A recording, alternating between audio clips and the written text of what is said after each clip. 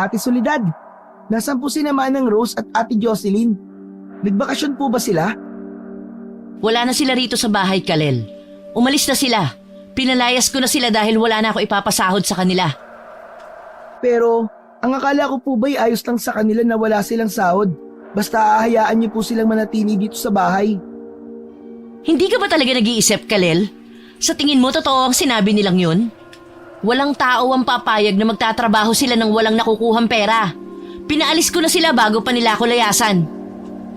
Pero ate, wala na po silang pamilya, di ba? Wala po silang bahay. Saan po sila titira? Baka po sa lansangan po sila pumunta. Nakakaawa naman po sila. Pwede ba, Kalel? Tumahimik ka na lang? Alam mo, walang ibang dapat sisihin sa lahat ng kamalasang nangyayari sa akin kundi ikaw. Simula nang dumating ka sa buhay namin ng tatay ko, nagkanda malas-malas na ako. Una, namatay si Papa. Pagkatapos nalugi ang negosyo namin. At ngayon, nawala na ang lahat sa akin. Ikaw ang malas. Ikaw! Ate, wala naman po akong ginagawang masama eh. Hindi ko po kagustuhan ng lahat ng mga sinabi niyo. Umalis ka nga sa harapan ko. Baka magdilim ang paningin ko kung ano pang magawa ko sa'yo. Layas! Tayo na lang po magkasama dito sa bahay, Ate Soledad. Dapat po magkakampi po tayong dalawa. Ako na lang po ang pamilya mo. Hindi ka ba kinikilabutan sa pinagsasasabi mong magkapamilya tayo, Kalel? Hindi kita kadugo at alam mo yon. Lumayas ka kung hindi, babatuhin kita nitong baso. Mabilis na tumakbo si Kalel, palayo kay Soledad, bago pa siya nito batuhin ng hawak nitong baso na may laman na alak. Nagtungo si Kalel sa kwarto niya sa ikalawang palapag ng malaking bahay na yun. Isinubsob niya ang mukha niya sa unan at doon niya pinakawalan ang mga luha na kanina pa niya pinipigilan. Hindi lingid sa kaalaman ni Kalel na hindi niya totoong kadugo si Soledad. Bata pa lang siya ay sinabi na sa kanya ng ama ni Soledad na si Romero na ampun lamang siya. Ayon kay Romero, natagpuan nito si Kalel sa labas ng gate ng bahay nito isang gabi. Ang pangalan naman na Kalel ay nakatahi sa lampin na nakabalot noon sa kanya, kaya yun ang ipinangalan sa kanya. Simula noon ay itinuring na siyang anak ni Romero. Habang nagkakaisip ay maganda ang pakikitungo ni Soledad kay Kalel. Ngunit nang mamatay si Romero dahil iniligtas nito si Kalel sa muntikan ng pagkalunod, ay dun na nagsimulang magbago ang ugali ni Soledad kay Kalel. Nalunod kasi si Romero nang sagipin nito si Kalel mula sa pagkakalunod sa dagat. Hanggang sa naging sunod-sunod na ang hindi magagandang nangyayari sa buhay ni Soledad at wala itong ibang sinisi kundi si Kalel. Nang sumunod na umaga, habang pababa si Kalel sa hagdan upang magtungo sa kusina, ay nakita niya si Soledad na palabas ng bahay. Meron itong dalang malaking maleta. Kinutuban siya na aalis ito, kaya nagmamadali siya sa pagbaba ng hagdan at humarang siya sa daraanan ni Soledad. Umalis ka nga dyan, Kalel. Ate Soledad, saan po kayo pupunta? Wala kang pakialam. Hindi po ako aalis dito hanggat hindi niyo po sinasabi sa akin kung saan kayo pupunta. Ang kulit mo talagang buwisit ka. Okay, sasabihin ko na. Aalis na ako sa bahay na to, Kalel. Ibinenta ko na tong bahay na ito kaya wala na akong dahilan para manatili rito. Bakit hindi niyo po sinabi sa akin? Saka, iiwanan niyo po ako rito? Paano kapag dumating na po yung nakabili nitong bahay? Bahala ka na sa buhay mo. Wala na akong pakialam sa'yo. Total, hindi naman kita tunay na kapatid. Ate Soledad, sasama po ako sa inyo. Hindi ba? Nangako tayo noon kay Papa Romero na hindi natin iiwanan ng isa't isa. Hindi ko pa po kayang mabuhay ng mag-isa, ate. 15 anyos ka na, Kalel. Dapat matuto ka ng tumayo sa sarili mong paa. Agad na lumuhod si Kalel sa harapan ni Soledad. Maluwa-luwa siyang nagmamakaawa. Pakiusap po, Ate Soledad. Hindi ko po kayang mabuhay ng mag-isa. Hindi ko po alam kung saan po ako pupunta. Huwag niyo po akong iiwan. Gusto ko po sumama sa inyo kahit saan po kayo magpunta, Ate Soledad. Tumayo ka dyan. Walang epekto sa akin yung pagluhod-luhod mo. Ate Soledad, parang awa niyo na po. Wala po akong ibang kakilala. Ikaw na lang po ang tanging kilala kong pamilya. Kahit ano po gagawin ko, basta isama niyo lang po ako. Hinga ng malalim si Soledad. Matiim nitong tiningnan si Kalel. Maya-maya pa ay tumangu-tango ito. Okay. Sige na nga. Sasama ka na sa akin. Sa tingin ko kasi mapapakinabangan kita. Pero huwag kang aasa na ituturing kita na parang pamilya o kapatid ko. Opo ate, kahit ano po. Maraming salamat po Ate Soledad. Tumayo ka na dyan at bilisan mo mag-empake dahil baka magbago pa ang isip ko. Bilis! Agad na tumayo si Kalel at tumakbo papunta sa kanyang kwarto upang mag-impake ng ilang gamit. Matapos ang ilang minuto, bumalik siya kay Soledad, dala ang kanyang bag. Agad siyang sumama kay Soledad palabas ng bahay. Nang sumakay si Soledad sa luma nitong kotse, ay sumunod naman kagad si Kalel. Hindi nagtagal, ay pinaandar na ni Soledad ang sasakyan. Hindi na nagtanong pa si Kalel kung saan sila pupunta. Ang importante sa kanya ay magkasama sila ng kanyang ate Soledad. Sa loob ng kotse ay tahimik lang si Kalel habang si Soledad naman ay seryosong nagmamaneho. Paminsan-minsan ay tumitingin si Kalel kay Soledad. Sinubukan niya itong kausapin pero hindi ito nagsalita. Kahit ang tingnan siya ng mabilis ay hindi nito ginawa. Makalipas ang ilang oras ay naging madilim na ang paligid. Napansin ni Kalel na malayo na sila sa syudad. Puro talahiban na at bakanting lupa na ang nasa gilid ng daan. Hanggang sa may nakita siyang arko na may nakalagay na San Andres na alam niyang pangalan ng lugar na yon. Huminto ang kotse sa tapat ng isang bahay na may katamtamang laki. Sa tabi ng bahay ay merong isang tindahan na nakasarado pa. Nang bumaba si Soledad sa kotse, ay bumaba na rin si Kalel. Pinagmasdan ni Kalel ang kapaligiran. Lahat ng bahay na naroon ay nakasarado na. Tahimik ang lugar. Malayo yun sa abalang syudad kung saan sila dating nakatira. Ngunit tila pamilyar kay Kalel ang lugar na yon. Nagkaroon siya ng pakiramdam na parang nanggaling na siya roon kahit alam niya sa sarili niya na yun ang unang beses na nakapunta siya sa San Andres. Pumasok si Soledad sa loob ng bahay at sumunod naman kagad si Kalel. Dito na tayo titira. At ikaw magtatrabaho ka sa grocery store na pagmamay-ari ko. Ikaw lahat ang kikilos mag-isa doon, Kalel. As in lahat-lahat. At wala kang sweldo. Kung ayaw mo naman, pwede kang umalis. Hindi kita pipigilan. Wala pong problema sa akin Ate Soledad. Magtatrabaho po ako. Kahit sa paraan na yun ay makatulong man lang po ako sa inyo. Pero Ate Soledad, kanino po ba ang bahay na to? Bahay bakasyonan namin ito dito sa San Andres. Ang perang nakuha ko sa pagbebenta ng bahay ay ginamit ko sa pagpaparenovate ng bahay na ito at pagpapatayo ng grocery store. Pero alam niyo po Ate Soledad, parang pamilyar po sa akin ang lugar na to. Parang nakapunta na po ako rito, kahit hindi pa naman po. Huwag ka nga nag-iilusyon dyan. Kahit tong baby ka pa hindi ka dinala dito ni Papa. Alam mo, maganda mong gawin. Magpahinga ka na. Matulog ka dahil bukas ng umaga maagang mag-uumpisa ang trabaho mo. Pasalamat ka at mabait pa rin ako sa'yo kahit papano dahil ipapagamit ko sa'yo yung kwarto na malapit sa kusina. Umalis ka na sa harapan ko at naaalibadbara na ako sa'yo. Hindi na nagsalita pa si Kalel. Sinunod na lamang niya ang utos ni Soledad. Mabilis siyang nagtungo sa maliit na silid na itinilaga nito sa kanya. Inilagay niya muna sa tabi ng maliit na kama ang kanyang bag at humiga muna. Habang nakahiga si Kalel, ay bumalik sa kanyang isipan ang pamilyar na pakiramdam ng lugar na yon sa kanya. Tumingin siya sa kisame at inisip kung bakit may ganun siyang pakiramdam sa lugar na yon. Tila may bumabalik na mga imahe sa kanyang isipan, mga lugar, muka at mga boses. Ngunit lahat ng yon ay hindi malinaw sa kanya. Inabukasan, maagang nagising si Kalel.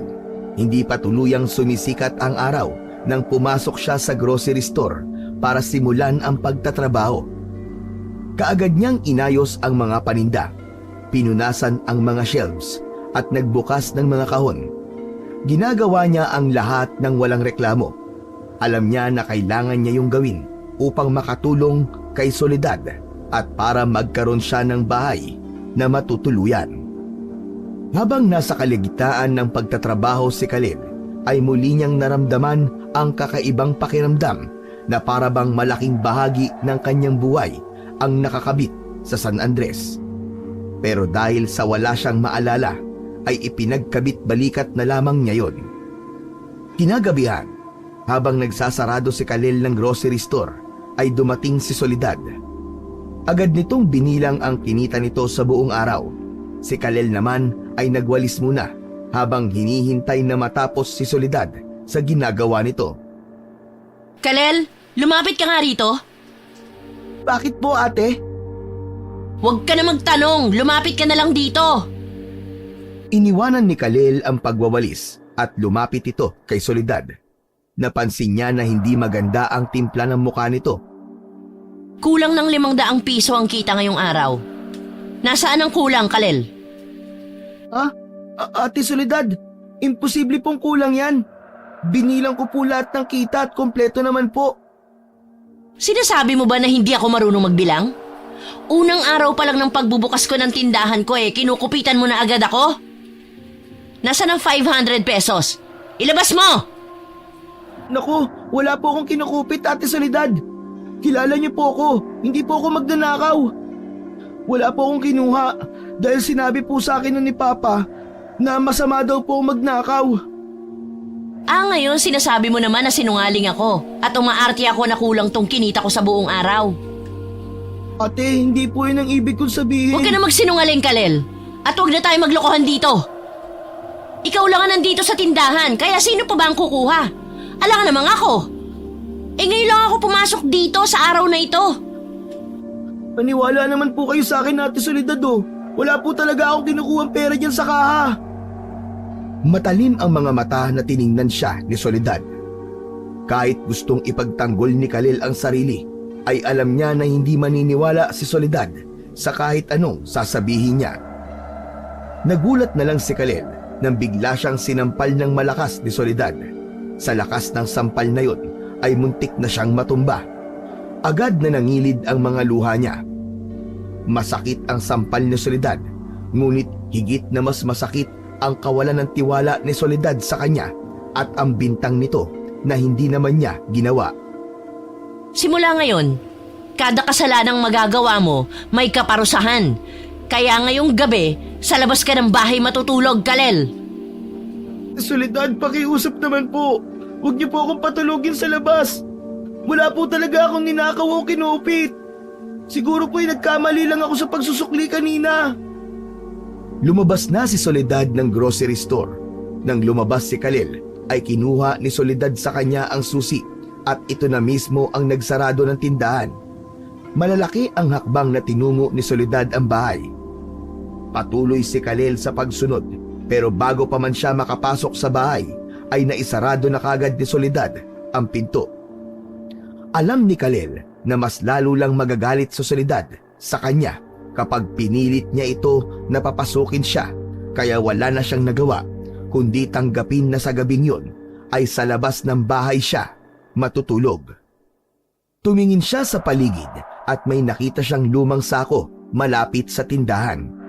Kinuha niya ang sako at nilatag yun sa lupa sa harapan ng bahay. Yun lamang ang bagay na nakita niya na maaari niyang gamitin na higaan upang hindi niya masyadong maramdaman ang lamig ng lupa. Humiga na si Khalil sa sako at namaluktot. Niyakap niya ang sarili nang maramdaman niya ang lamig ng hangin na halos tumagos sa kanyang mga buto. Nang dahil sa pagod siya sa maghapong trabaho, ay agad siyang nakaramdam ng antok hanggang sa unti-unti na siyang nakatulog. Habang natutulog, ay nanaginip si Khalil. Sa kanyang panaginip, isang lalaki ang lumapit sa kanya. May hawak na makapal na kumot ang lalaki at ibinigay nito yon sa kanya. Ang lalaki pa mismo ang nagkumot sa kanya. Ngumiti pa sa kanya ang lalaki bago yung naglakad papalayo. Pagkagising ni Khalil kinaumagahan, ay nagulat siya nang makitang may nakabalabal na makapal na kumot sa kanyang katawan.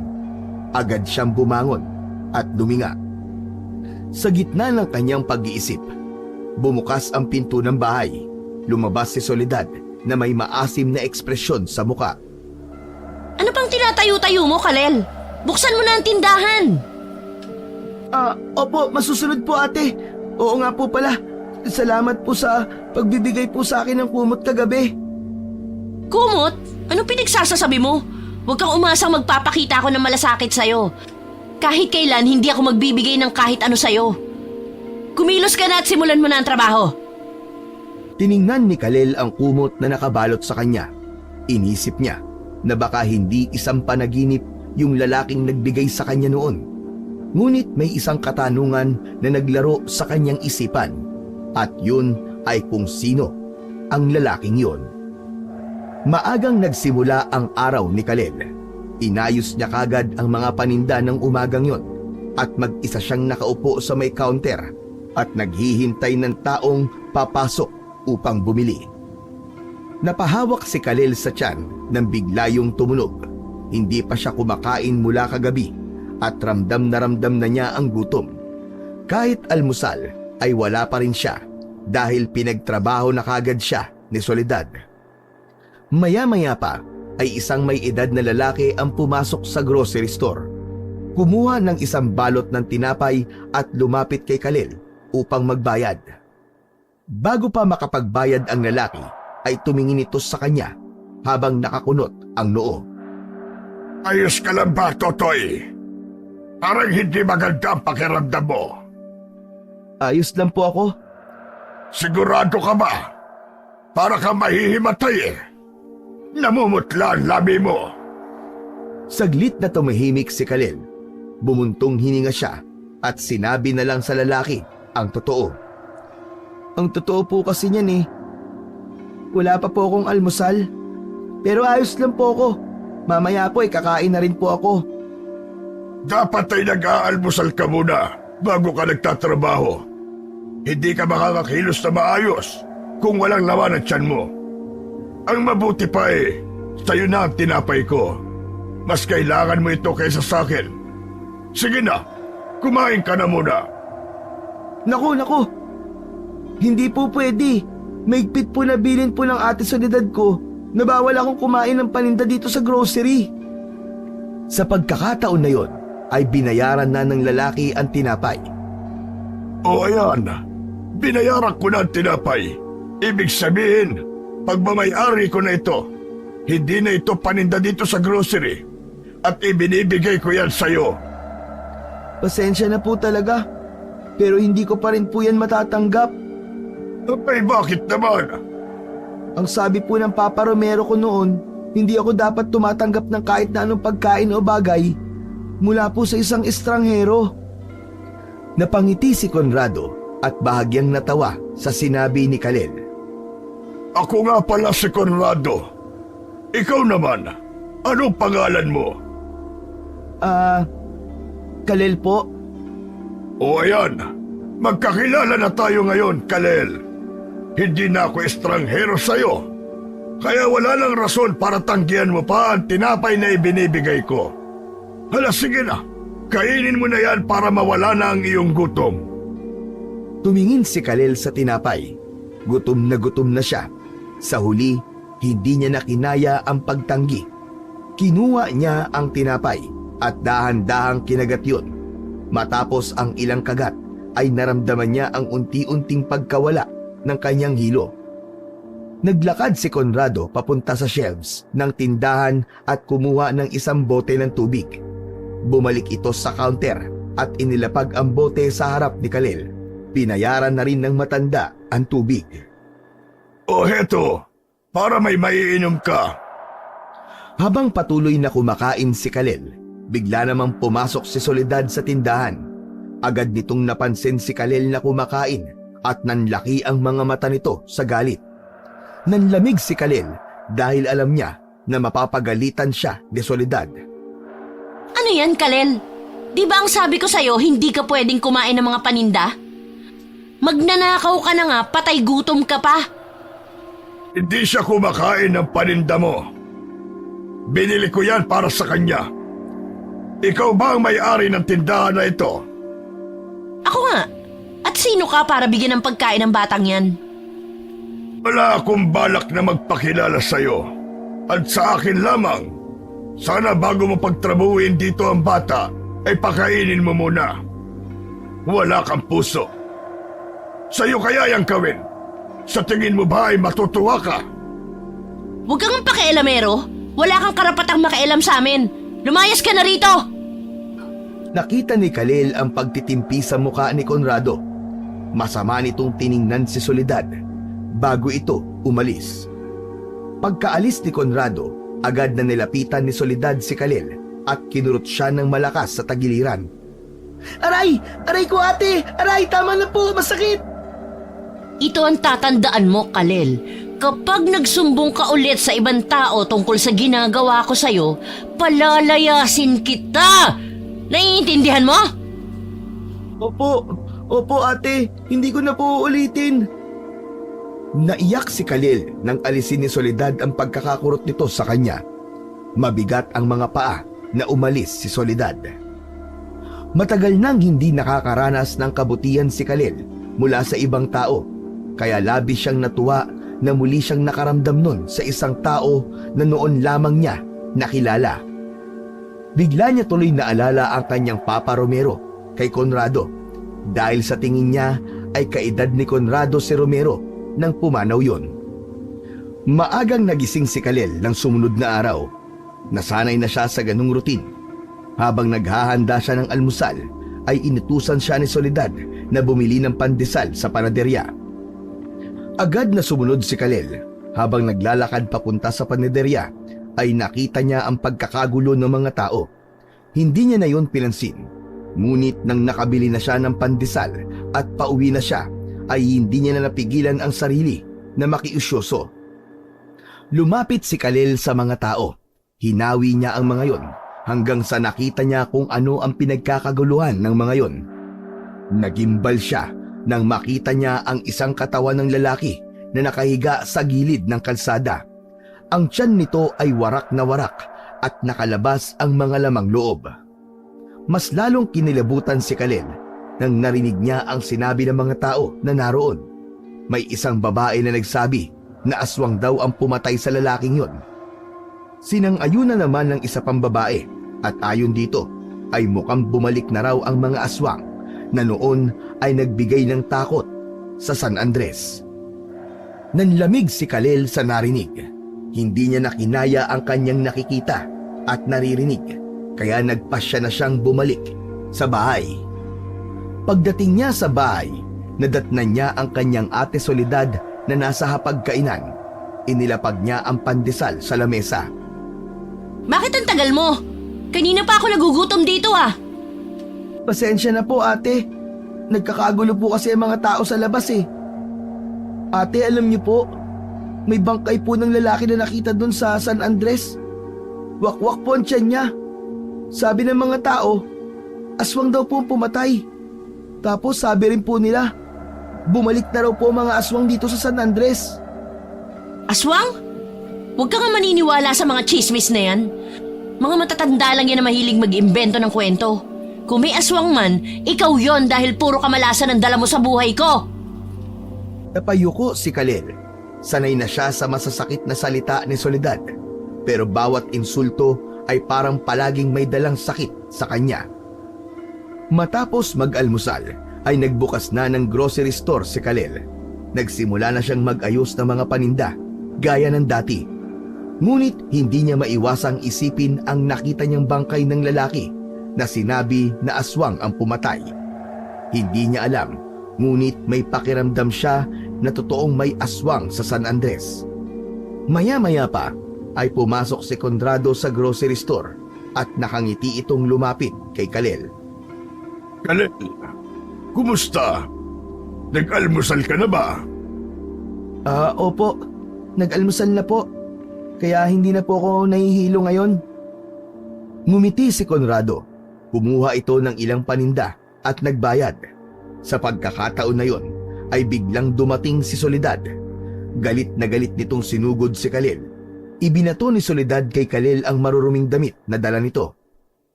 Kalel! Bakit hindi mo pa nilalaban ang mga damit? Sabi ko sa'yo gawin mo yung kagabi ah! Naku, pasensya na po Ate Soledad.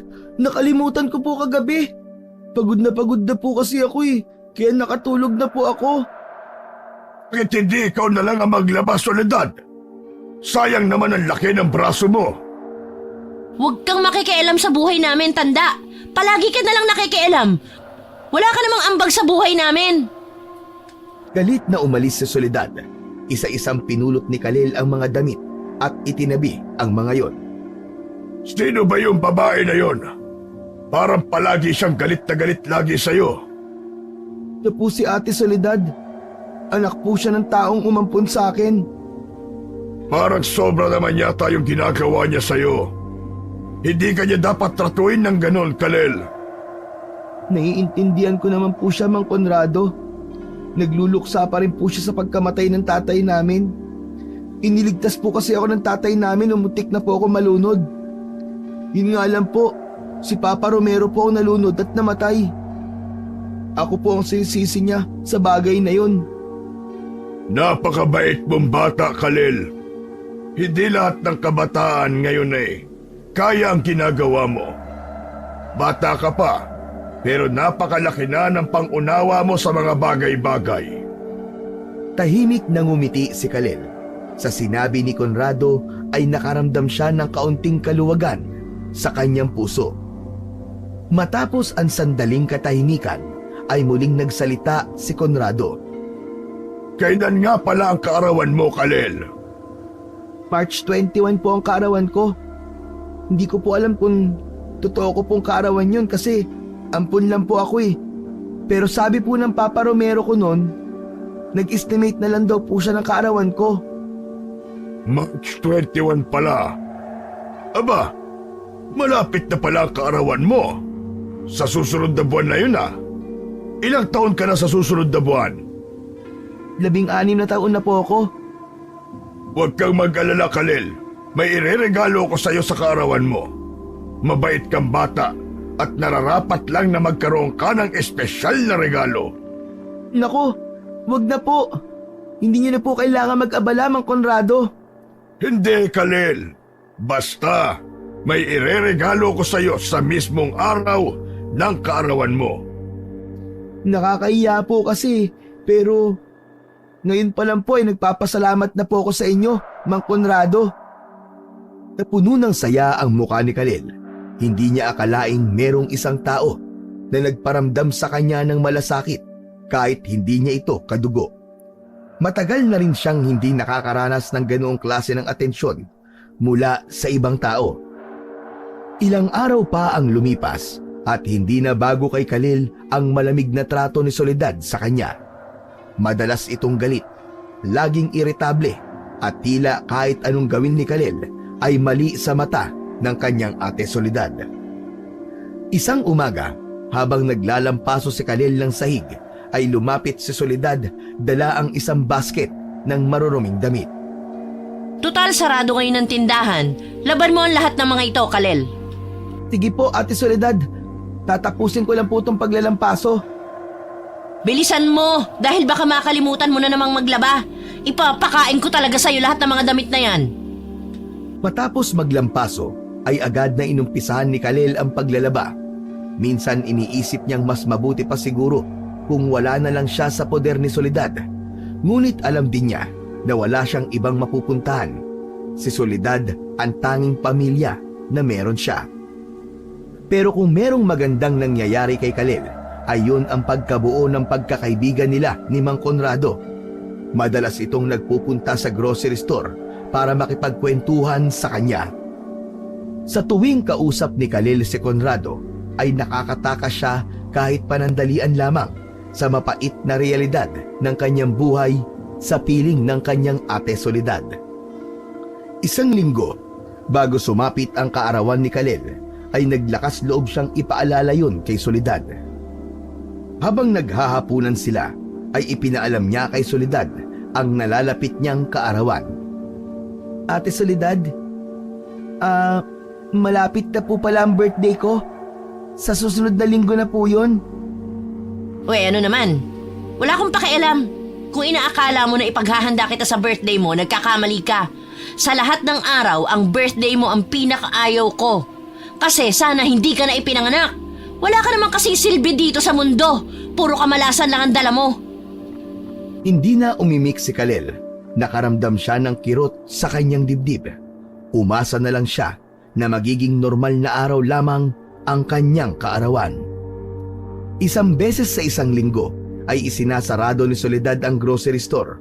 Yun ang pinakagustong araw ni Kalel dahil nakakapagpahinga siya kahit paano.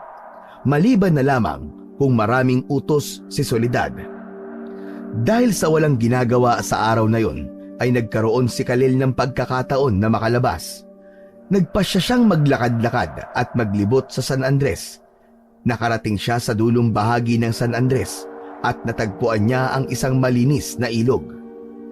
Hinubad niya ang kanyang tsinelas at damit at agad na lumusong sa malalim na tubig. Naglangoy siya sa malalim na bahagi ng ilog. Di naman niya ng husto ang katahimikan ng lugar na yon. Ngunit sa kalagitnaan ng paglalangoy ni Kalel ay napansin niya ang isang figura sa hindi kalayuan. Isang pamilyar na lalaki ang nakita niya na tila nakamasid sa kanya. Habang nakatitig si Kalel sa lalaki, ay bigla niyang naalala ang lalaking nakita niya sa kanyang panaginip. Yung lalaki na nagbigay sa kanya ng kumot. Nagmamadali na umahon sa tubig si Kalel at naglakad papalapit sa lalaki. Ngunit bago pa siya makalapit ay bigla yung tumakbo palayo. Hinabol niya ang lalaki, ngunit mabilis itong nawala sa kanyang paningin. Luminga siya pero hindi niya na nakita pa ang lalaki. Nagulat si Kalel nang biglang may tumawag sa kanya mula sa likuran. Humarap siya at nakita niya si Conrado. Kalel, anong ginagawa mo dito? At naliligo lang po ako sa ilog. Ngayon ko lang po nalaman na may ganito pala kagandang ilog dito sa San Andres. Madalas ako dito. Masarap magpahinga dito, di ba? Opo.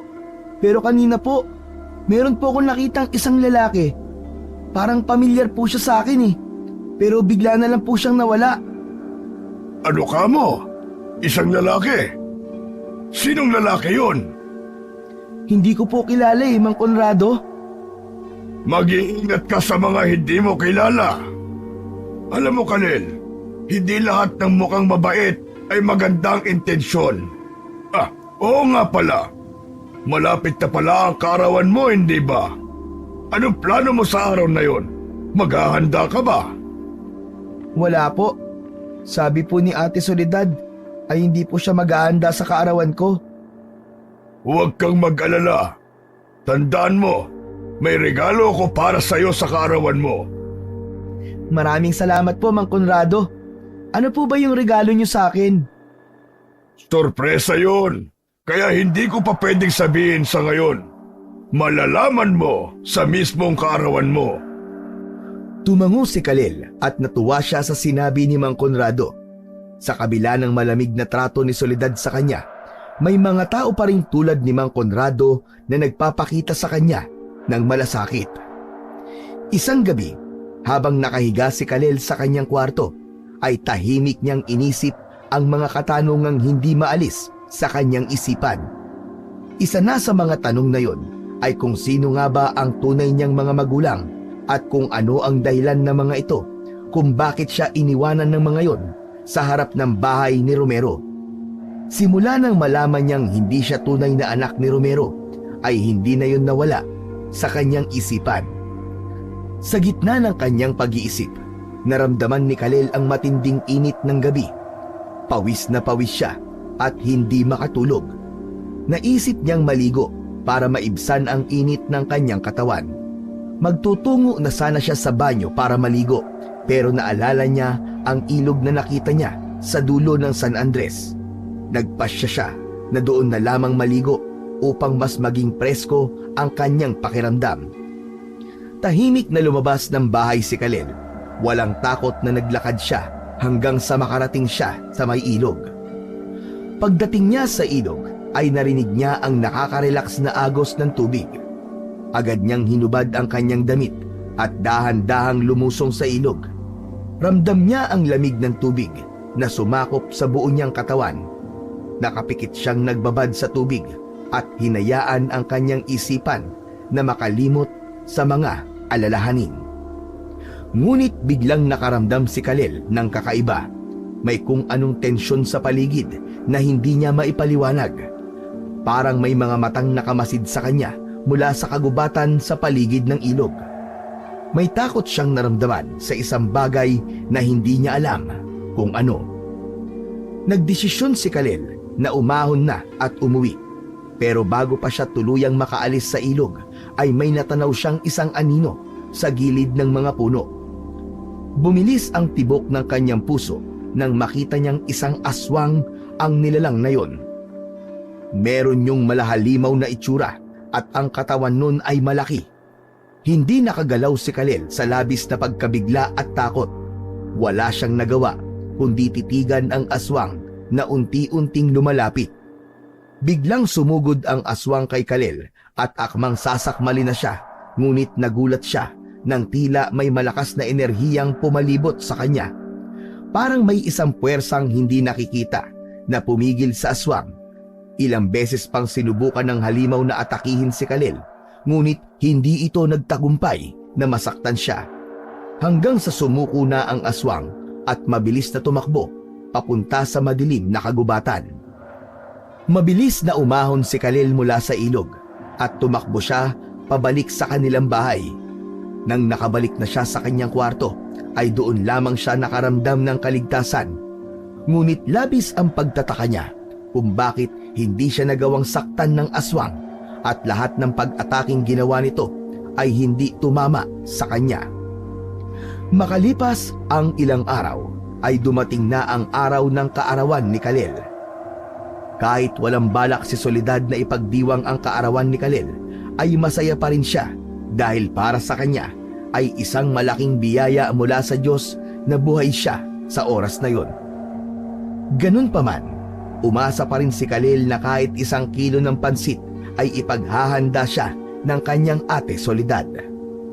Kaya nang magtungo si Soledad sa grocery store, ay hindi na nagdalawang isip pa si Kalel na kausapin si Soledad. Ate, birthday ko po ngayon. Eh wala akong pakialam. Hindi titigil ang mga tao sa pagbili dito sa tindahan, kaya magtrabaho ka. Baka po kasi pwede tayong maganda kahit konti lang po. Noong buhay pa po si Papa Romero, palagi po siya nagpapaluto ng masarap na pagkain. Wala na si Papa, kaya huwag ka nang umasa. Isa pa, wala akong pake sa birthday mo. Magtrabaho ka na lang at baka matuwa pa ako sa'yo. Sige po ate, salamat na lang po. Paawa ka pa dyan. Magtrabaho ka para may pakinabang ako sa'yo. Wala nang nagawa pa si Kalel kundi ang tumahimik at bumalik sa kanyang gawain. Nang umalis na si Soledad, ay naramdaman niya ang kirot sa kanyang dibdib. Habang nasa grocery store si Kalel, ay bigla niyang naalala si Conrado dahil sa pangako nitong regalo sa kanyang kaarawan. Yun na lamang ang inisip niya upang mas maging masaya siya sa araw na yon. Ngunit lumipas ang maghapon, walang nakitang Conrado si Kalel. Nagsimula na siyang mag-alala. Sa tuwing may pumapasok na tao ay palagi siyang umaasa na si Conrado yon, ngunit palagi rin siyang bigo. Hanggang sa sumapit na nga ang gabi, ilang minuto na lamang ay magsasarado na ng tindahan si Kalel. Doon niya na inisip na baka nakalimutan na ni Conrado na kaarawan niya. Ang totoo, walang pakialam si Kalel sa regalo ni Conrado. Nais niya lang makita si Conrado dahil alam niyang babatiin siya nito dahil kaarawan niya. Para man lang kahit isang tao ay merong bumati sa kanya. Dumating na ang oras para isarado ni Kalel ang grocery store sa gabing yun. Matapos niyang maikandado ang pinto ng tindahan, ay nabigla siya sa paglingon niya dahil nakita niya si Conrado na nakatayo sa likuran niya. Mang Conrado, kayo ho pala. Akala ko po kung sino kayo eh. Maligayang kaarawan, Kalel. Siguro ay inakala mo na nakalimutan ko na pangako kong regalo sa iyo, no?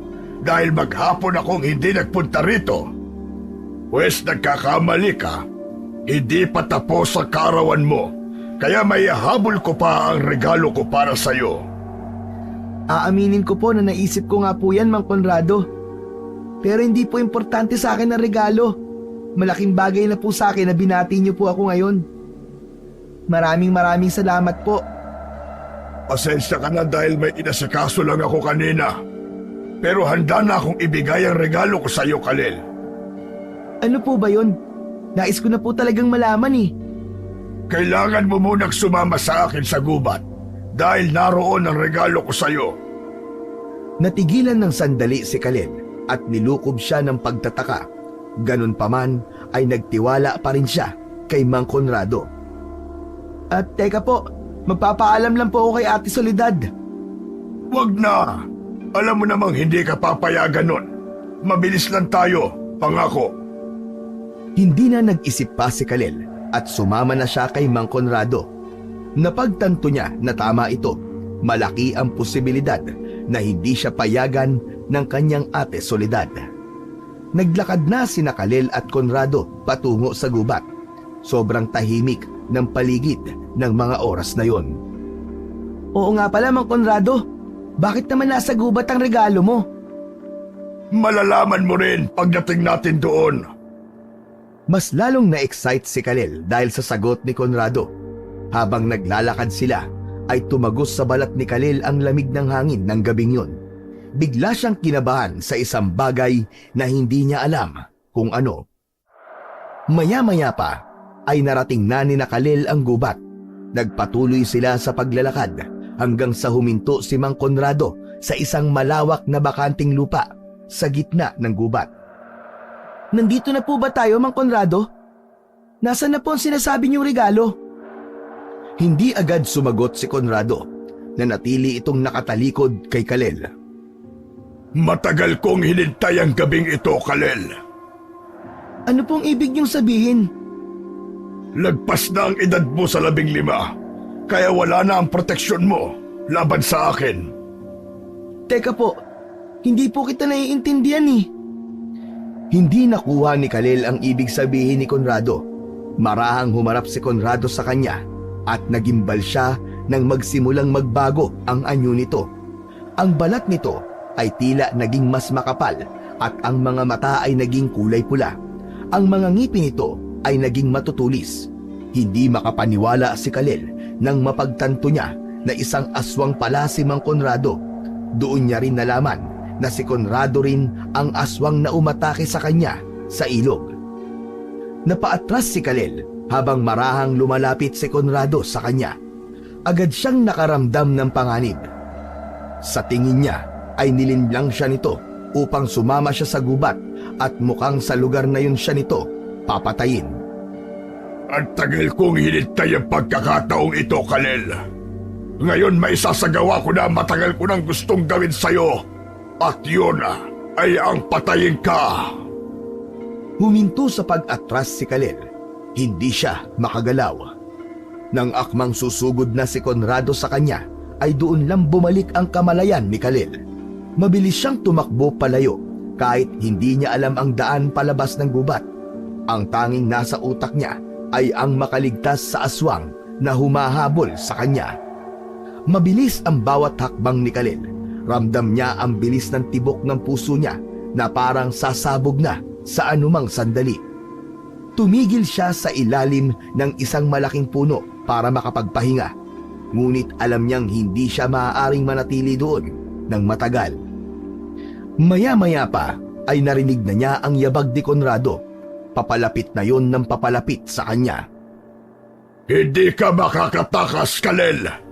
Sisiguraduhin ko na sa gabing ito ay mapapatay na kita. Luminga-linga si Khalil upang maghanap ng anumang bagay na maaaring magamit para ipagtanggol ang sarili. Ngunit wala siyang nakita. Napansin niya ang isang makapal na halaman sa kanyang unahan. Tumakbo siya roon at doon niya pinili na magtago. Ngunit bago pa siya makarating sa may halaman ay humarang na si Conrado sa kanya. Nagtama ang mga mata nila. Nakita niya na seryoso ang aswang sa sinabi nitong papatayin siya. Bakit niyo po ako gustong patayin? Wala po akong kasalanan sa inyo. Itinuring po kitang isang kaibigan. Ikaw lang ang nag-iisip na magkaibigan tayo, Kalel. Dahil sabik ka sa pagmamahal. At oo nga pala, ito ang regalo ko sa'yo. Ang kamatayan mo! Dahan-dahang umatras si Kalel. Hindi niya gustong mamatay. Hindi pa siya pwedeng mamatay. At sa isang iglap, muling tumakbo si Kalel. Ngunit mas mabilis si Conrado sa kanya, kaya muli itong lumitaw sa harapan niya. Maawa ka! Maawa ka, Mang Conrado! Huwag mo akong papatayin! Ayoko pang maiwan si Ate Soledad. Siya lang ang pamilya ko. Sa tingin mo ba ay pagluluksa ka ni Soledad kapag nawala ka? Magiging masaya pa yun kapag pinatay kita. Kalel, alam mo ba kung bakit kailangan kitang patayin? Yun ay dahil kailangan kong iligtas ang sarili ko at ang lahi naming mga aswang. Malakas na umangil si Conrado na naging dahilan para mas lalong matakot si Kalel. Susugod na sana si Conrado kay Kalel, ngunit biglang lumiwanag ang paligid. Lumitaw sa harapan ni Conrado ang isang babae at lalaki na may kakaibang kasuotan. Nagliliwanag ang katawan ng dalawa. Ang lalaki ay merong mahabang puting buhok, habang ang babae naman ay may mga hindi pangkaraniwang bulaklak sa buhok nito na halos sumayad na sa lupa sa sobrang haba. Nagtaka si Kalel kung sino ang babae at lalaki na yon. Pero nang sandaling yon ay nakaramdam siya ng kaligtasan sa presensya ng dalawa. Agad na inatake ng lalaki si Conrado gamit ang liwanag sa mga kamay nito. Nang tamaan ng tila bolang enerhiya si Conrado ay napaatras ito. Baka sa mukha ng aswang ang sakit. Nagkaroon ng sagupaan sa pagitan ng mahiwagang lalaki at kay Conrado. Mabilis na umiwas si Conrado sa pag-atake ng lalaki. Hanggang sa tila hindi na kinaya pa ni Conrado ang makipaglaban at mas pinili nito ang umatras at tumakas. Nang wala na si Conrado ay humarap ang lalaki kay Kalel. May kakaibang naramdaman si Kalel habang nakatingin siya sa lalaki. Pakiramdam niya ay kilala niya yon, ngunit hindi niya matandaan kung saan niya ito nakita. Hanggang sa naalala ni Kalel ang panaginip niya na isang lalaki ang nagbigay sa kanya ng kumot. Natatandaan na kita. Ikaw yung nagpakita sa panaginip ko. Ikaw din ang nakita kong nakatingin sa akin doon sa ilog. Tama ka. Tama ka, Kalel. Ako si Amaro at siya naman ang aking ina na si Hiraya. Kami ang mga engkanto at engkantada na naninirahan dito sa kagubatan. Hindi makapaniwala si Kalel sa kanyang narinig. Hindi niya akalain na totoo ang mga ganoong nilalang. Ang buong akala niya ay kwento-kwentong barbero lamang ang mga engkantado at engkantada. Nasaktan ka ba ni Conrado? Kumusta ang lagay mo, Kalel? Ayos lang naman po ako. Maraming salamat po sa pagliligtas niyo sa buhay ko. Akala ko po talaga katapusan ko na. Tahimik na napatingin si Kalel kay Amaro. Kung ano ang dahilan nito, kung bakit siya nito iniligtas, ay wala pa siyang ideya. Naglakad si Amaro papalapit kay Kalel. Kailangan mo nang malaman ang buong katotohanan, Kalel. Hindi pangkaraniwang aswang si Conrado. Siya ang pinuno ng isang lahi ng mga aswang na matagal nang nagbibigay ng takot dito sa San Andres. Wala silang ibang nais, kundi ang iyong kamatayan. Pero bakit nila ako gustong patayin? Ano ang kinalaman ko sa kanila? Ano ang kasalanan ko sa kanila? Dahil ikaw ang itinakdang uubos sa kanilang lahi. Nung sanggol ka pa lamang, ay nalaman ni Conrado na ikaw ang magdadala ng pagkagunaw sa mga aswang na pinamumunuan niya. At yun ang dahilan kung bakit nais kanyang mawala. Sandali lang. Sa tingin ko po ay nagkakamali kayo. Hindi ko po kayang ubusin ang lahi ng mga aswang.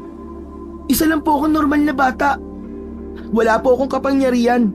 Takot nga po ako sa mga aswang kaya imposible talaga na ako po ang sanggol na yun. Maniwala ka, Kalel. Hindi ka isang normal na bata. Ikaw ay kalahating aswang at kalahating engkantado. Ang dugo ng iyong ina ay nagmula sa lahi ni Conrado, ngunit ang kapangyarihan ng iyong ama ay mula sa aming mga engkantado. Paano po nangyari yun? Naguguluhan po ko. Ibig sabihin, isa rin po akong aswang? Hindi lang aswang, kundi isa ring engkantado. Matagal nang nagtatangka si Conrado at ang kanyang lahi na mamuno sa maraming lugar. Ang iyong ina, si Milagros, ay anak ni Conrado. Nang malaman ni Conrado na ikaw ang uubos sa kanila, ay ninais niyang patayin ka. Sanggol ka pa lang, ay gusto niya na yung gawin sa'yo, Kalel. Meron pa po akong ipinagtataka. Bakit hindi ako napatay ni Conrado sa ilog? Hindi man lang niya po ako nasaktan tapos may sinabi siya kanina na nawala na ang proteksyon ko. Ano pong ibig sabihin nun? Yun ay dahil sa proteksyong ibinigay sa iyo ng aking ina na si Hiraya. Ginamit niya ang malaking bahagi ng kanyang kapangyarihan upang bigyan ka ng proteksyon mula kay Conrado at sa iba pang mga aswang. Ngunit may hangganan ng proteksyon na yon, Kalel. Ang proteksyon na yon ay hanggang sa iyong 15 taon lamang. At ngayong lampas ka na sa edad na yon. At wala na ang proteksyon sa iyo ng aking ina, ay kailangan mong maging maingat, Kalel. Dahil ang mga aswang, lalo na si Conrado, ay gagawin ang lahat para mapatay ka. Hindi na nila palalampasin ang pagkakataong ito na may kakayahan na silang saktan ka. Kaya pala, hindi niya ako napatay nun. Maraming salamat po, Diwatang Hiraya, sa proteksyon niyo po. Kung wala po yun, malamang ay wala na po ako ngayon. Nakangiting tumango si Hiraya kay Kalel. Ang nanay ko, sino siya? Nasaan po siya, Mang Amaro? Ang iyong ina ay si Milagros. Wala na siya, kaya imposibleng makita mo pa siya. Pinatay siya ng mga alagad ni Conrado. Pinilit niyang protektahan ka hanggang sa huli. Ngunit namatay siya habang pinoprotektahan ka niya. Namatay siya para iligtas ka, Kalel. At lahat ng yon ay nangyari dito mismo sa San Andres. Nang marinig yon ni Kalel, ay tuluyang bumigay si Kalel. Nagsimulang mangilid ang kanyang luha. Hindi niya inasahan na ganoon kagulo at kadilim ang kanyang pagkatao. Kaya pala ako dinala ng tadhana pabalik dito sa San Andres. Kaya pala parang pamilyar sa akin ang lugar na ito. Dahil ang totoo, ay dito ako'y sinilang. Oo, tama ka, Kalel. Ang lugar na ito, ang sentro ng lahat. Dito nagsimula ang iyong kwento. At dito rin matatapos. Ngunit hindi mo ito kayang haraping mag-isa, Kalel. Kailangan mo ng lakas ng iyong lahi bilang engkantado. At ang tapang ng iyong puso bilang ang dating sanggol. Natatapos sa kasamaan ni Conrado. Kung ganon, ano pong dapat kong gawin, Mang Amaro? Kailangan mong tuklasin ang nakatagong kapangyarihan sa iyong sarili. Nasa dugo mo ang lakas ng isang engkantado at bilis ng isang aswang. Kailangan mong malaman kung paano balansin ang mga ito at ikaw lamang ang makakagawa nun. Oo nga pala, Kalel. Kung yung nais ay maaari ka naming dalhin sa libingan ni Milagros, ang iyong ina. Opo, Mang Amaro. Kahit libingan man lang niya po ay gusto kong makita. Gusto ko lang po magpasalamat sa kanya dahil ibinuwis niya po ang sarili niyang buhay para po sa akin. Kung ganon, ay dadaling ka na namin sa kanya, Kalel. Hinawakan si Kalel ni Amaro sa balikat at sa isang iglap ay naglaho silang dalawa kasama si Hiraya. Pakiramdam ni Kalel ay may napakalakas na puwersang humigop sa kanya at hindi niya namalayan na nasa ibang parte na sila ng kagubatan. Luminga si Kalel sa paligid. Malamig ang hangin at tahimik ang kapaligiran. Nakaramdam siya ng kakaibang kapayapaan sa lugar na yon. Agad niyang napansin ang isang malaking puno sa kanilang harapan. Napakayabong ng mga dahon nun. Dumagdag pa sa ganda ng puno ang mangilang-ngilang kulay rosas ng dahon na humahalo sa mas maraming berdeng dahon. Sa buong buhay niya ay noon lamang siya nakakita ng ganoong klase ng puno. Sa ilalim ng punong yan nakalibing ang iyong ina, Kalel. Napalunok si Kalel. Lumapit siya sa may puno at dahan-dahan niyang hinawakan ang sanganon. Pumikit siya at may imahe ng isang babae siyang nakita sa kanyang isip. Isang babae na may karga na sanggol habang ipinaghihili siya. Sa pagbukas ng mga mata ni Kalel ay walang tigil ang pag-ahos ng kanyang luha. Nakita ko siya. Nakita ko ang nanay ko. Napahagulgol ng iyak si Kalel. Niyakap niya ang puno na parabang yun ang kanyang ina. Nay, maraming salamat po sa pagliligtas mo sa buhay ko. Hindi man kita nakita, ay mahal na mahal po kita. Tahimik lang sina Amaro at Hiraya sa likod ni Kalel. Hinayaan siya ng dalawa na ilabas ang lahat ng emosyon na meron siya ng sandaling yon. Nang humupa na ang emosyon ni Kalel, ay inalis na niya ang pagkakayakap sa puno at pinunasan ang kanyang luha. Huminga siya ng malalim bago humarap kina Amaro at Hiraya. Ang ama mo ang nagtanim ng puno na yan. Yun ay upang magkaroon ng palatandaan kung saan nakahimlay ang labi ng iyong ina, Kalel. Mang Amaro, ang ama ko nga po pala. Nasaan siya? Patay na rin po ba siya kagaya ng aking ina?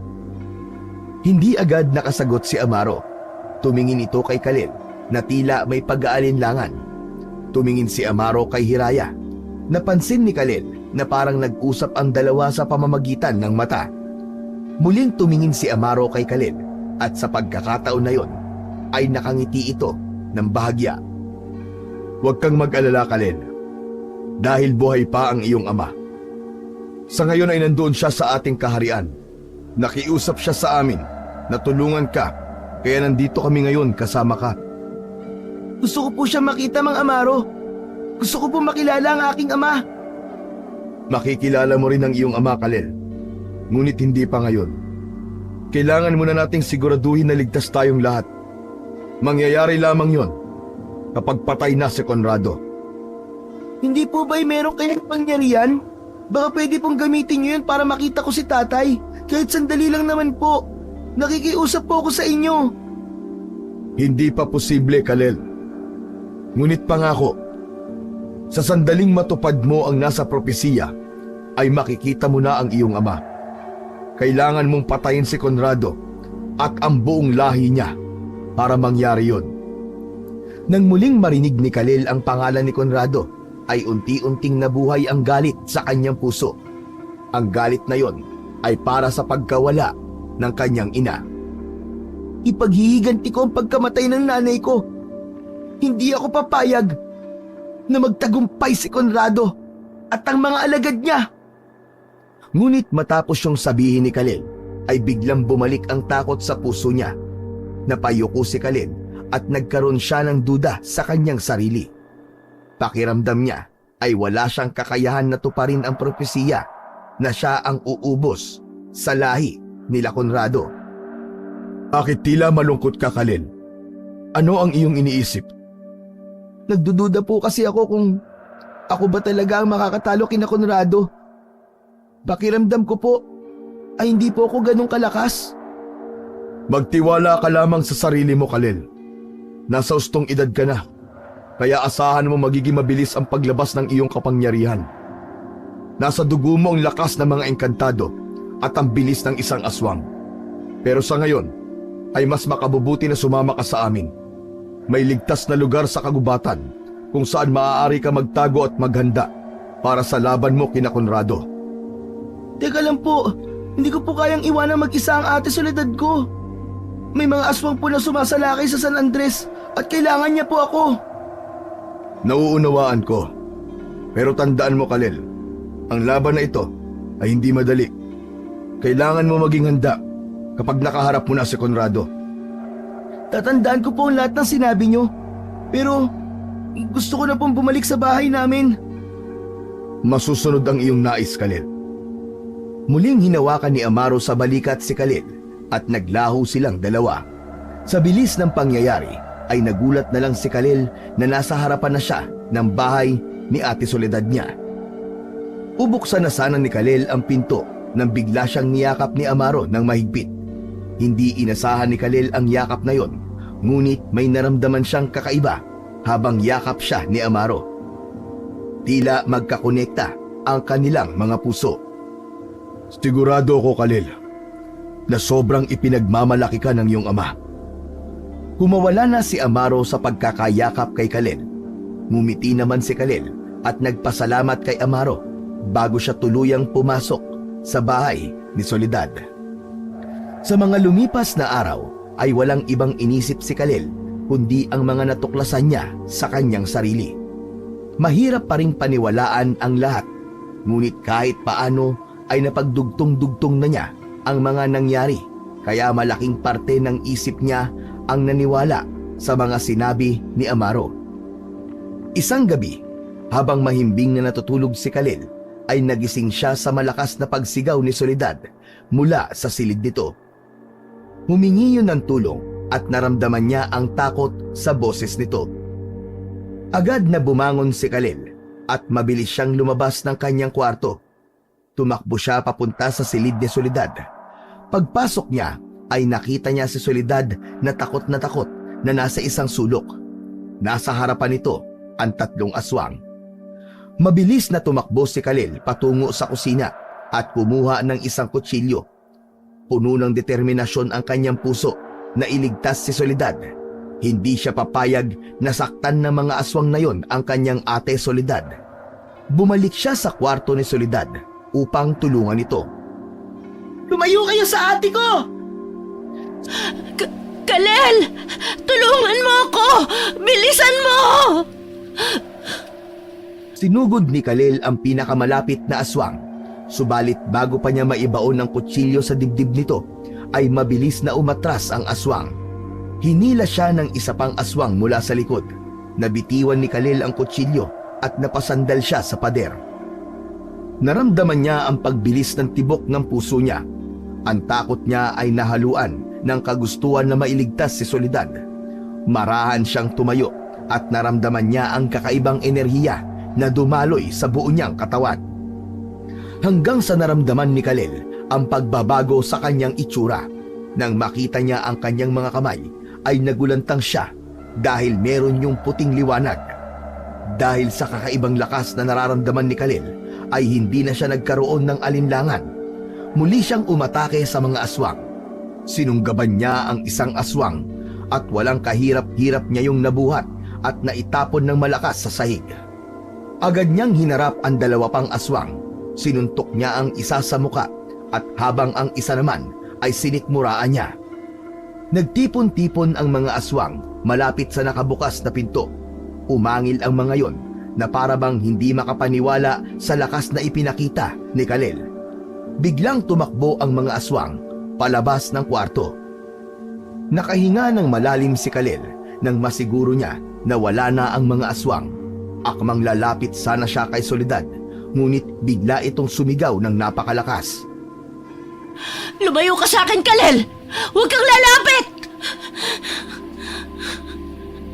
Mabilis na kinuha ni Soledad ang kutsilyong nabitiwan ni Khalil. Nanginginig ang mga kamay na itinutok niya yon kay Khalil. Labis ang pagtataka ni Khalil kung bakit natakot si Soledad sa kanya. Ate, wala na mga aswang. Hindi mo na kailangan matakot. Huwag kang lalapit! Papatayin talaga kita! Napaatras si Khalil.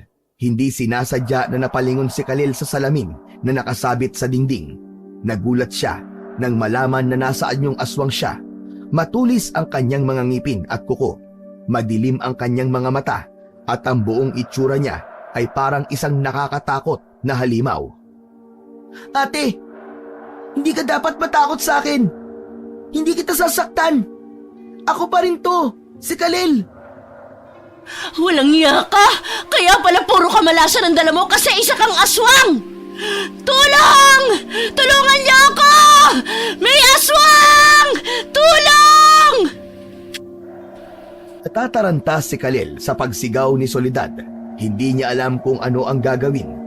Alam niya na kapag may mga tao na dumating doon, ay malaki ang posibilidad na saktan at patayin siya ng mga ito.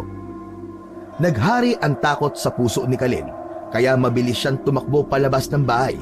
Hindi na siya nag-isip at wala na siyang pakialam kung saan siya patungo. Tumakbo si Khalil patungo sa kagubatan. Hindi niya alam kung bakit doon siya dinala ng kanyang mga paa.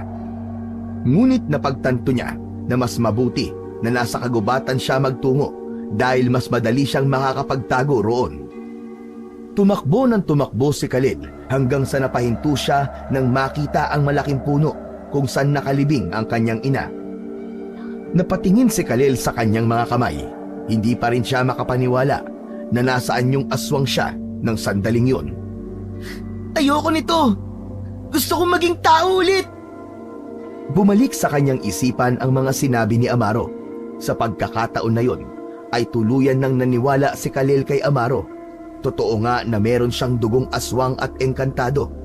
Sa gitna ng pagkalito ni Khalil, ay biglang lumitaw si Amaro mula sa likod ng malaking puno. Agad na lumapit si Khalil kay Amaro at mahigpit itong niyakap. Mang Amaro, natatakot ako. Hindi ko po alam kung anong gagawin ko. Paano ako babalik sa pagiging tao? Kailangan mo lang isipin na tao ka, Khalil. Kapag ginawa mo yun, babalik ka na sa dati mong anyo. Umatras si Khalil upang subukan ang sinabi ni Amaro. Pumikit siya at pilit na nilabanan ang takot. Inisip niya na magiging tao siya hanggang sa naramdaman niya ang unti-unting pagkawala ng kapangyarihan sa loob ng kanyang katawan. Huminga siya ng malalim at pilit inalis ang lahat ng negatibong emosyon sa kanyang dibdib. Makalipas ang ilang sandali, naramdaman ni Khalil na bumabalik na siya sa pagiging tao. Makalipas ang ilang sandali, ay tuluyan na siyang naging tao at nawala na ang bakas ng pagiging aswang sa kanyang itsura. Ang galing! Paano ko po nagawa yun? Dahil yun ang sinabi ng iyong puso at isip, Khalil. Hindi mo pa ganap na kontrolado ang kapangyarihan mo. Kaya kapag nakaramdam ka ng sobrang galit o takot, ay lalabas ang pagiging aswang at engkantado mo. Maraming salamat po sa inyo, Mang Amaro. Noon ay may konti po akong duda sa mga sinabi nyo. Pero nang dahil po sa nangyari ngayon, ay talagang naniniwala na ako na may dugong aswang at engkantado nga po ako. Kung hindi pa ako natakot at nagalit kanina dahil aatakin ng mga aswang si Ate Soledad, ay hindi pa sana ako magiging aswang. Marami ka pang kayang gawin, Khalil. Higit pa sa inaakala mo. Napakalakas ng kapangyarihan mo, Khalil. Higit pa kay Conrado. Ang dugong dumadaloy sa iyo ay isang natatanging dugo. Pinagsamang aswang at engkantado. Kaya ikaw ang napili upang umubos sa lahi ni na Conrado. Sa kalagitnaan ng kanilang pag-uusap, ay napansin ni Khalil na biglang natigilan si Amaro. Nakita niya sa mukha nito ang labis na pag-aalala. Bakit po, Mang Amaro? May problema po ba? Nararamdaman ko. Umaatake na sina Conrado at ang mga aswang sa San Andres. Ano po?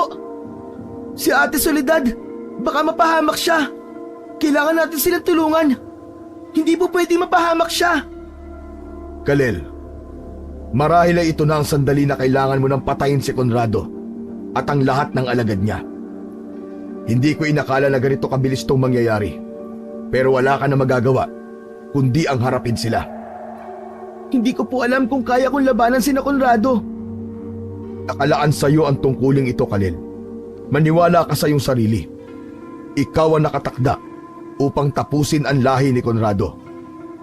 Ang totoo po, hindi ko po alam kung ano po ang gagawin ko. Hindi ko pa po alam kung paano kontrolin ang aking kapangyarihan. Ang kapangyarihan mo ay nasa dugo mo na. Kailangan mo lang yung ilabas at gamitin at ang buong potensyal nun. At tandaan mo, ikaw lamang ang may kakayahan na ubusin ang lahi ni Conrado dahil ikaw ang sanggol na noon na sinasabi sa propesiya na gagawa nun. At kapag natapos mo ang misyon na ito, pinapangako ko, Khalil, na ipakikilala ko na sa iyo ang iyong ama. Napalunok si Kalel. Alam niyang sa sandaling yon ay hindi siya pwedeng magpatalo sa takot. Kailangan niyang protektahan ang buong San Andres, lalo na ang kanyang ate Soledad. Pero kung meron mang nagtutulak kay Kalel upang magkaroon ng lakas ng loob, ayon ang sinabi ni Amaro tungkol sa kanyang ama. Nais niya na yung makita at makasama. Maya-maya pa ay buong tapang na tumango si Kalel. Andaan na ako, Mang Amaro. Haharapin ko na po sina Conrado at uubusin ko po silang lahat. Magaling, Kalel. Ganyan nga. Alam kong kaya mo. Maniwala ka sa iyong lakas at sa kapangyarihang nasa loob mo. Ito na ang oras para isakatuparan mo ang propesiya. Kalel, ikaw ang uubos sa lahi ng mga aswang. Pero, maaari mo ba akong tulungan sa pakikipaglaban, Mang Amaro? Sa tingin ko ay hindi, Kalel. Malinaw ang sinabi sa propesiya na tanging ikaw lang ang dapat na humarap at umubos kina Conrado. Maaaring maiba ang mangyayari at hindi maging pabor sa atin ang lahat kapag nakialam ako o ang ibang engkantado.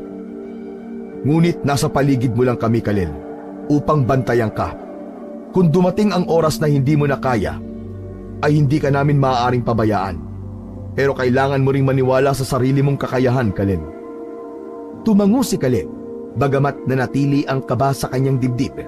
Unti-unti niyang naramdaman ang tiwala sa sarili na pinukaw ni Amaro. Pinaniwalaan niya na yun na ang panahon upang isakatuparan ang propesiya. Kailangan niyang harapin si Conrado at siya lamang ang makakagawa nun.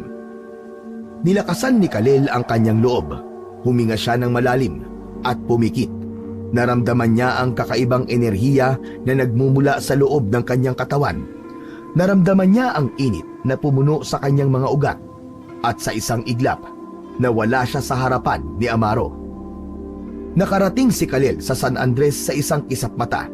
Nang hilakbot siya sa tagpong sumalubong sa kanya, nakita niya ang mga aswang na walang awang sumasalakay at pinapatay ang mga tao. Marami na ang mga taong nakahandusay sa lupa. Ang iba ay sugatan, habang ang iba ay wala ng buhay. Kanya-kanya ng takbo ang mga tao upang takasan ang mga nakakakilabot at mababangis na mga aswang. Hinanap ng mata ni Kalel si Conrado at nakita niya tong nakatayo sa hindi kalayuan. Malakas yung tumatawa na akala mo ay isang hari na nag-uutos sa mga alagad nito. Napakasaya nito habang pinapanood ang pagkamatay ng mga tao sa kamay ng mga alagad nitong aswang. Tila naramdaman ni Conrado ang presensya ni Kalel. Lumingon yun at naglaban ang kanilang mga mata. Lumapit si Conrado kay Kalel na may malaking ngisi sa labi. Akala ko ay hindi ka na darating, Kalel. Sigurado kung alam mo na ngayon ang totoo tungkol sa iyong sarili. Ngunit huwag kang maging kampante. Alam ko na hindi mo pagganap na natutuklasan ang iyong tunay na kapangyarihan. Isang maling desisyon na inarap mo kagad ako ng ganito kaaga. Hindi lang ang tungkol sa sarili ko na tuklasan ko, Conrado. Alam ko na ikaw ang dahilan ng pagkamatay ng aking ina. Wala kang puso. Sarili mong anak at apo ay handa mong isugal ang buhay para sa pansarili mong kapakanan. Masisisi mo ba ako, Kalel? Sa tingin mo ba ay papayag ako na maubos ang aking lahi? Ang lahi na matagal ko na pinaghaharian? Sisiguraduhin ko na magkakaroon ng katuparan na nasa propesiya sa gabing ito. Papatayin kita, Conrado! Papatayin kita! Nanginig si Kalel at sumiklab ang galit sa kanyang puso. Bigla siyang sumigaw at sa isang iglap ay nagbago ang kanyang anyo. Mula sa pagiging tao ay naging aswang si Kalel, pero bakas pa rin sa kanyang anyo ang pagiging engkantado dahil bahagyang nagliliwanag ang buo niyang katawan. Mabilis na sumugod si Kalel kay Conrado. Ginamit niya ang bilis at lakas na taglay ng isang pagiging aswang. Natamaan si Conrado sa mukha ng malakas na suntok ni Kalel. Tumilapon ito at sumadsad sa lupa. Nagulat si Conrado. Tumayo ito na may bahid ng dugo sa labi. Mas lalong nagkaroon ng lakas ng loob si Khalil na lumaban nang magawa niyang saktan si Conrado. Mabilis na sumugod si Conrado at tinangkang sakmalin si Khalil, ngunit dahil sa bilis ni Khalil ay madali niya yung naiwasan. Gumanti si Khalil ng mga suntok at sipa at lahat ng yun ay tumama kay Conrado. Mas naging matindi ang pag-atake ni Khalil. Sinalubong ni Conrado ang bawat suntok ni Khalil. Nagpatuloy ang kanilang laban at tila walang nais na sumuko sa dalawa. Ramdam ni Khalil ang malakas na kapangyarihan na unti-unti nang lumalabas sa kanyang katawan. Hindi siya nakakaramdam ng pagod dahil ang tanging nasa isip niya lamang ng mga sandaling yun ay ang matalo si Conrado. Nagsalubong ang mga kamao ni Khalil at Conrado. Itinulak nila ang isa't isa gamit ang kanilang kamao at parehas silang tumilapon paatras. Sumugod si Conrado at sa pagkakataon na yon ay hindi naging handa si Khalil. Bumaon sa tagiliran niya ang matutulis na kuko ni Conrado. Napaluhod siya sa lupa at naramdaman niya ang paggapang ng sakit mula sa kanyang sugat. Malakas na tumawa si Conrado. Ano ito? Ito ba ang sinasabi ng propesiya na uubos sa lahi naming mga aswang? Ito ang tatandaan mo, Khalil. Hindi sapat ang kapangyarihan mo para tapusin ang aming lahi. Patuloy si Conrado habang unti-unti itong lumalapit kay Khalil. Kahit ramdam ni Khalil ang sakit ng sugat niya, ay hindi niya yun hinayaan na maging dahilan para sumuko siya. Marahang tumayo si Khalil, mas lalong nag-apoy ang determinasyon niya na talunin si Conrado. Napatingala siya sa langit at nag-focus siya sa kapangyarihang nasa loob ng kanyang katawan. Naniwala siya na meron pa siyang ilalabas hanggang sa sumigaw siya ng malakas. Nagkaroon ng nakakasilaw na liwanag ang mga kamay ni Khalil. Nakita niya ang takot sa mukha ni Conrado, kaya napahinto ito sa paglapit sa kanya. Nang mawala ang liwanag sa mga kamay ni Khalil, ay meron na siyang hawak na matalim at makintab na espada. Ang hugis nun ay parang isang sinaunang sandata. Agad na sinugod ni Khalil si Conrado. Mas naging mabilis ang galawan niya. Nagkukumawala ang lakas at kapangyarihan niya. Bumaon ang talim ng espada ni Khalil sa balikat ni Conrado. Ipinagdiinin niya yon hanggang sa tuluyang naputol ang braso ni Conrado. Napasigaw sa labis na sakit si Conrado. Bakas sa mukha nito na hindi ito makapaniwala sa ginawa ni Khalil. Tatapusan mo na ngayon, Conrado! Hindi! Hindi ako makakapayag! Hindi mo ako mapapatay! Sumugod ulit si Conrado. Desperado na itong mapatay si Khalil, kaya mas naging madali para kay Khalil na basahin ang susunod na galaw nito. Sa bawat pag-atake ni Conrado ay sinasalubong yun ng espada ni Khalil. Makailang beses na tumama ang talim ng espada sa iba't ibang parte ng katawan ni Conrado. Unti-unting nawala ang lakas at bilis ni Conrado.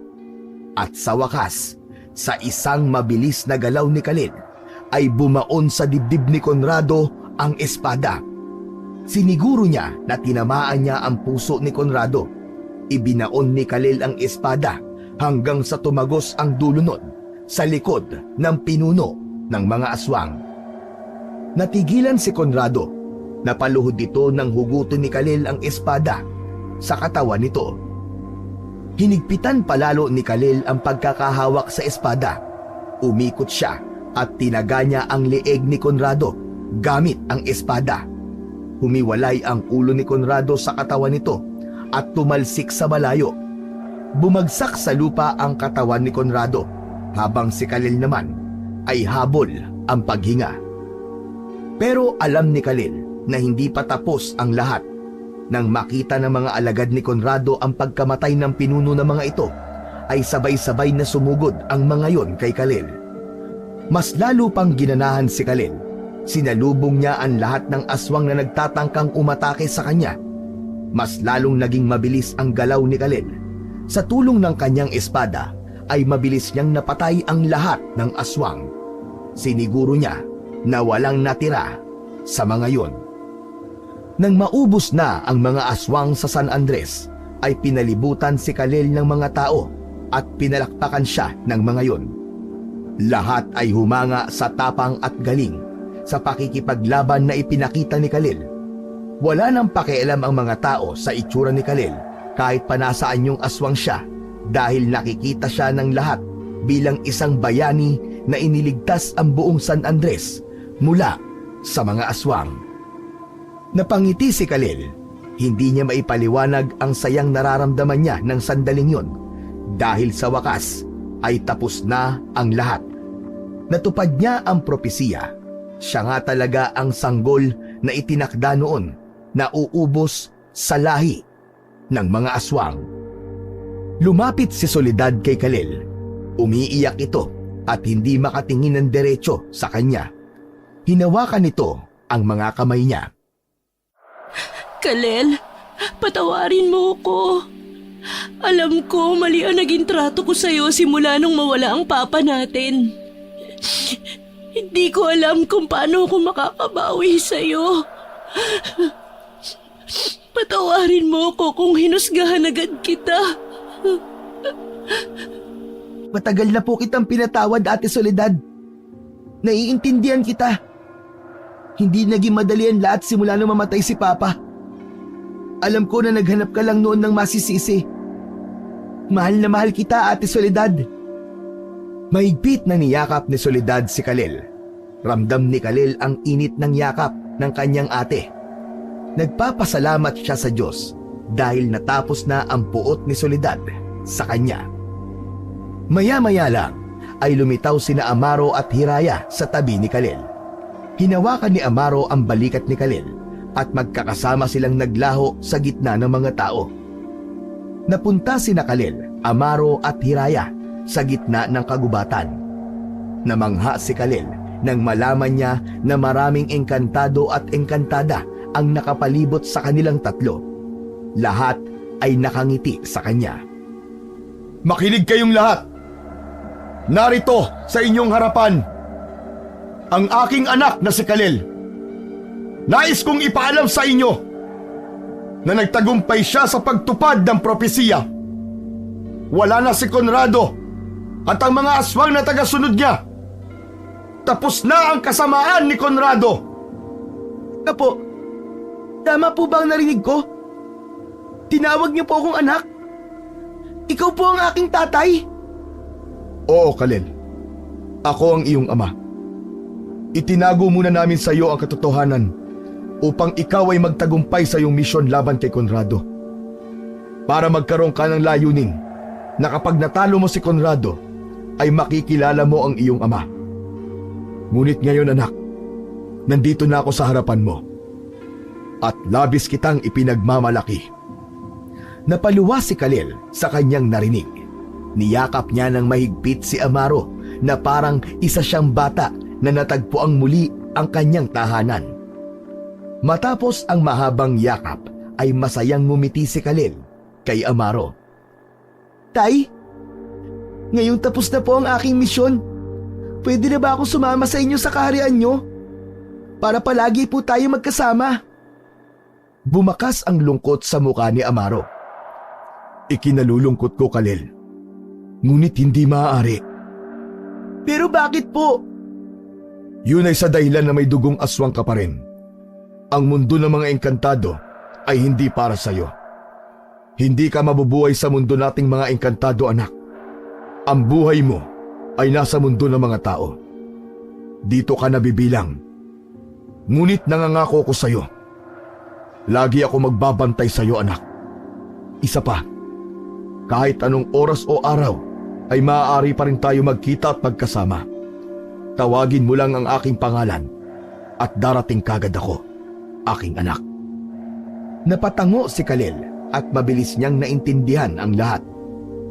Matapos ipagbunyi ng mga engkantado at engkantada ang tagumpay ni Kalel, ay muling bumalik si Kalel sa San Andres.